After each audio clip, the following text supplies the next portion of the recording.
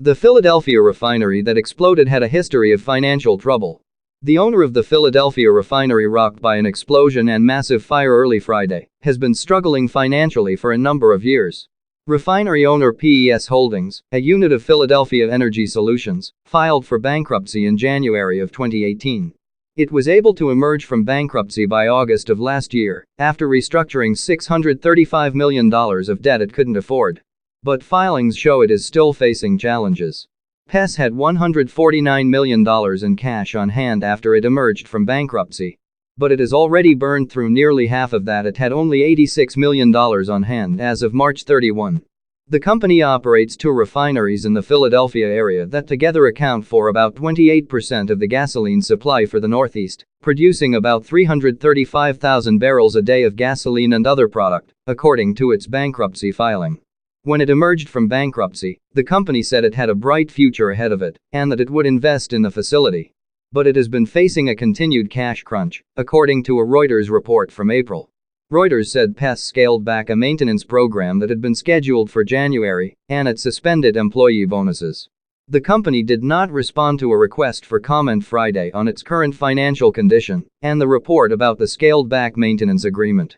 Tom Closa, head of energy analysis for the Oil Price Information Service, said the refinery ultimately went forward with much of its planned maintenance program during this past winter, and that there is no indication that the explosion was because of the lack of maintenance. "I think it'd be jumping to conclusions to think they were cutting corners," he said. But the company's refineries have been operating at a competitive disadvantage with refineries elsewhere in the country, according to its bankruptcy filing last year. Those other refineries, such as those on the Gulf Coast, can refine cheap oil from the center of the country and ship gasoline to the Northeast via pipelines. The massive boon in U.S. oil production in recent years from shale in the center of the country has meant North American crude prices have been cheaper than overseas sources of oil. But refineries in the Northeast have a more difficult time than refineries elsewhere in accessing that cheaper crude. The lifting of the ban on U.S. crude oil exports also hurt Northeast refiners, PES said in its bankruptcy filing, as shipping laws made it more expensive for North American oil producers to ship to Philadelphia than to overseas markets. As a result, the domestic crude discount once enjoyed by PES was eroded, and PES began, once again, relying on foreign, waterborne crude oil at more expensive prices, it said. The company also had trouble complying with environmental rules requiring the blending of ethanol into gas. But it said it has to ship its product through pipelines that do not accept blended gas. So to comply with EPA rules, it must purchase credits to make up for the lack of blended fuel.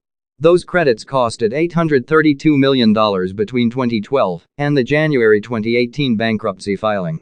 PES Holdings had been formed in 2012 to buy the refineries from Sunoco, which had operated them. It has about 1,100 employees, including about 670 hourly workers who are members of the United Steelworkers Union. They have a contract that runs through September of this year.